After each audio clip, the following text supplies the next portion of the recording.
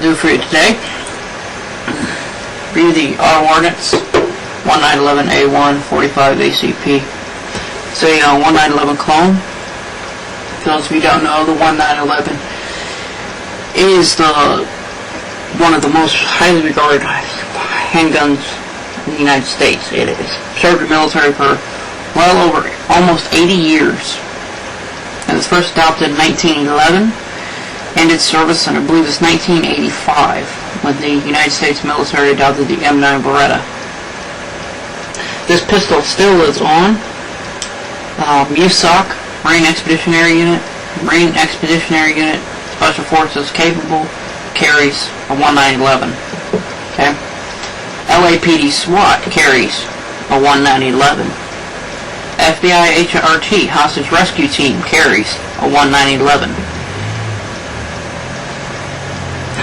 This pistol is almost beyond review, really. It's one of the most tried and true designs in the world. It fires the 45 ACP cartridge, which compared to the 9mm, as you can see, it's quite larger. Very large in diameter. It's a bigger round, so generally you can't carry as many, but you generally don't need as many either. I'm not going to fault the 9mm at all. It's not good. It's a decent round, but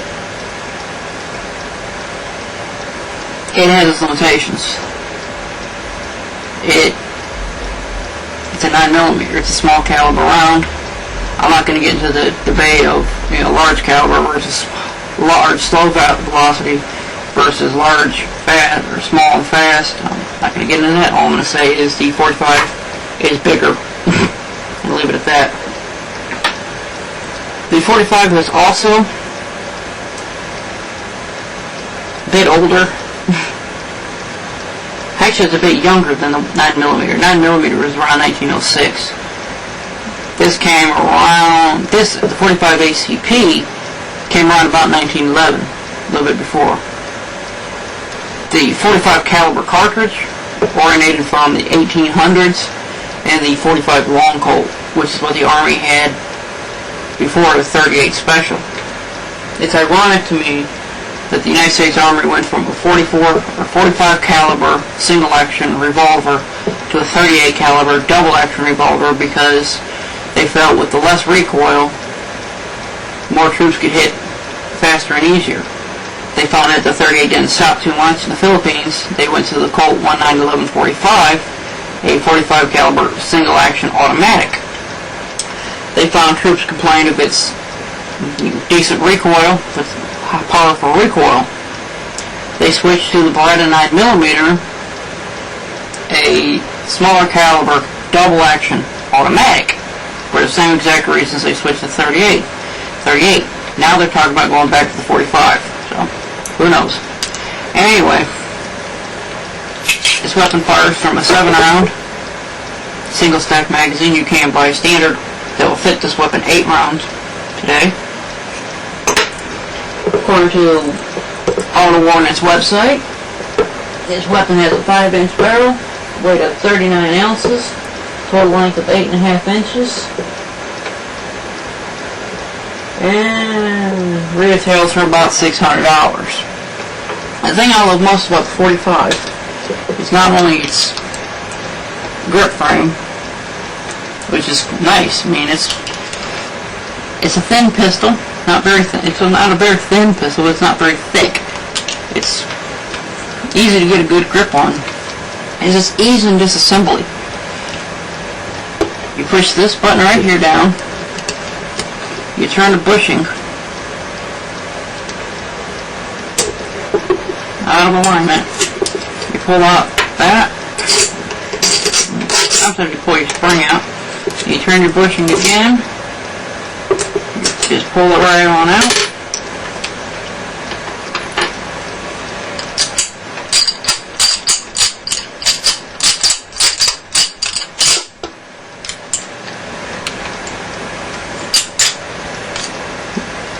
line up your hole, pull that pin right on out.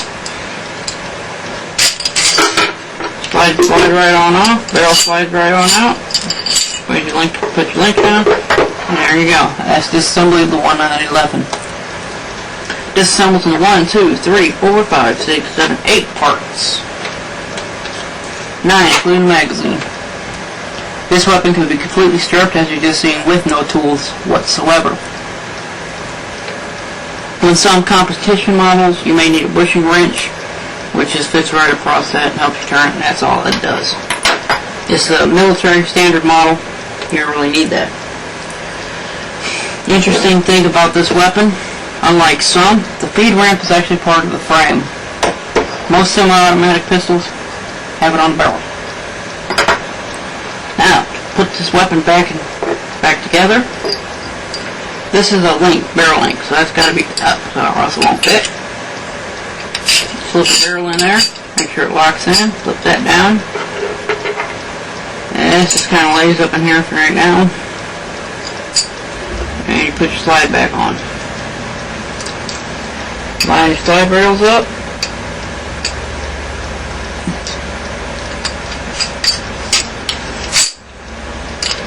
You slide that on.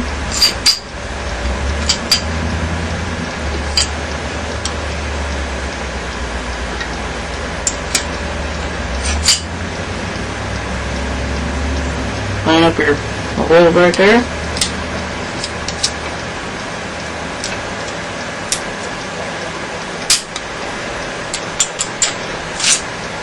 And you see how I missed that hole? I missed that pin right there. And that's all you gotta do. Just keep checking it.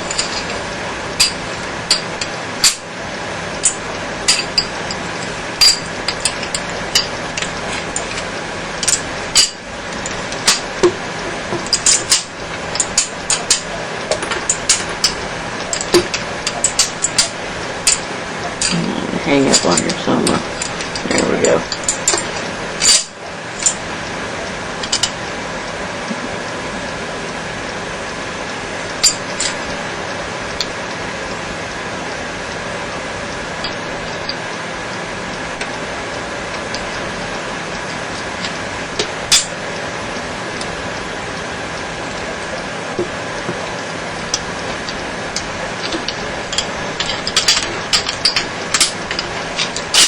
There we go.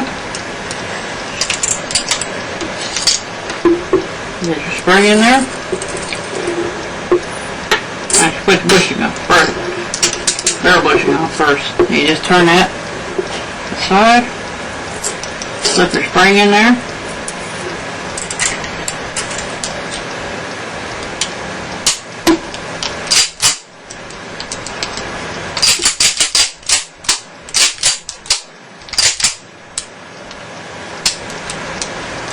There you go.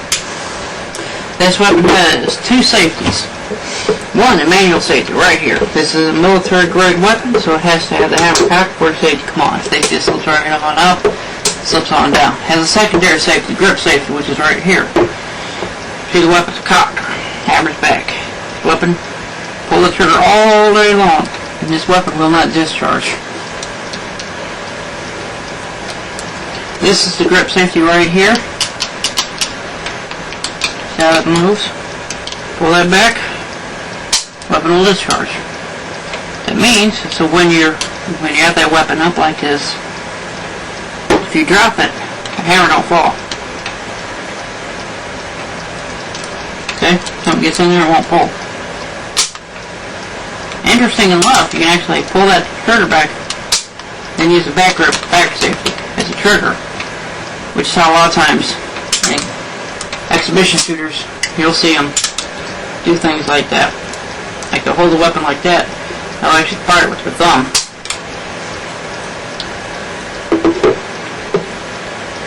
It has some flaws. The ejector port isn't exactly big enough to empty a entire live round.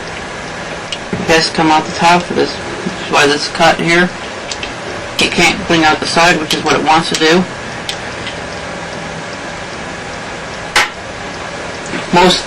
Most modern 1911s, with the exception of the standard military grade ones, have an extended or expanded ejection port for that purpose, as you can eject live rounds. They also have lever tail safeties, which comes out a little bit more, because sometimes you got big hands. Sometimes you'll actually wrap that thing and stuff. I don't have that problem. But that's a wonderful gun. You should go out and try one.